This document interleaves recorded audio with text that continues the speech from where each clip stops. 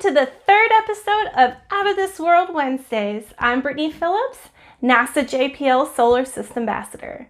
Today we're going to talk about Earth Day. Earth Day is April 22nd of every year, and this year is a special Earth Day because it marks the 50th anniversary. Let's go back to the year 1968 when Apollo 8 astronaut Bill Anders took this iconic photo. They called this photo Earthrise, as the Earth is seen rising over the horizon as the astronauts orbited the moon on Christmas Eve, 1968.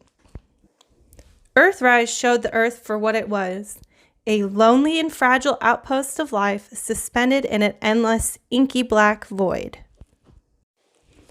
This image inspired many and got them thinking about what was going on in the world. The first Earth Day was held on April 22nd, 1970. The founding committee were some senators that wanted to make a change to the environment after noticing some of the effects of leaded fuels, inefficient automobiles, pollution, and oil spills. On April 22nd, 1970, they held teach-ins where they would go to college campuses all across the United States and talk to students about all these environmental effects and how they could do something to help make the Earth a better place. They chose April 22nd because it was a work day that fell between spring break and final exams, and they chose that because it would give them the best amount of participation, and it worked. This first Earth Day caught the attention of those in Washington, D.C., and it created a lot of really good things. It created the United States Environmental Protection Agency, which created laws such as the National Environmental Education Act, the Occupational Safety and Health Act, or OSHA, and the Clean Air Act, all from the very first Earth Day.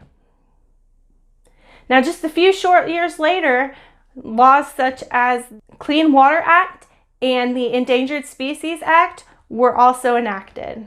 Now today, April 22nd, 2020, over 1 billion participate in Earth Day from all around the world.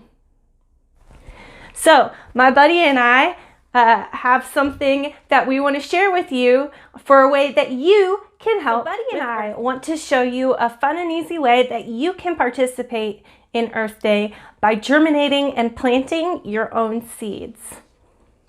Now the seeds that I'm going to be using are some of my favorites. They're zinnia, and they're my favorites because of this.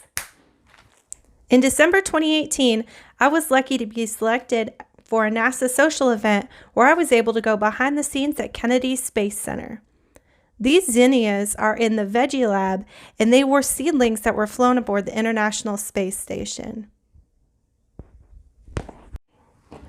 So what you do is you'll need to have a wet napkin or paper towel, a Ziploc baggie, and your seeds. And so once you've dampened your paper towel, wring out all the rest of the water, and then you're just going to take your seeds and place them onto your napkin or paper towel. And then once you've placed your seeds on that, you're going to go ahead and put it into the Ziploc baggie. Now you might need some help with this. Have an extra hand, or have mom and dad hold it open for you while you put it in, or have them put it in while you hold it open.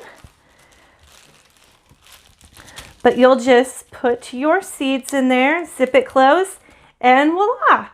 Now what I like to do is tape them up in a window, and that way they get sunlight, but in a couple days, you're gonna start seeing your plant sprouting out from the seeds. Now, once the sprout has grown pretty big, I take it and I like to put it into these Easter eggs. So I'll put some soil in here, some potting soil, and I'll put my seed in there. This is a lemon balm that I had done, and once these have sprouted up even bigger, I'll take it and I'll put it in a pot. Now, this is one of the zinnias that I started right after school got out, and this is where it's growing. And according to my thing, I should be getting a beautiful flower here within about a month. So that'll be really exciting and just something kind of fun to remember and celebrate these kind of awkward times. Thank you for joining in to this week's Out of This World Wednesdays.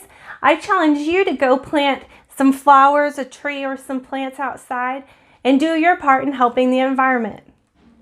Plants help not only absorb the carbon dioxide out of our atmosphere and then in turn create oxygen for us to breathe, but they also provide nutrients to animals, homes to animals, and are just really pretty to look at. So that is my challenge to you, is to go and plant something. Thank you for joining in. I hope to see you next week. Bye.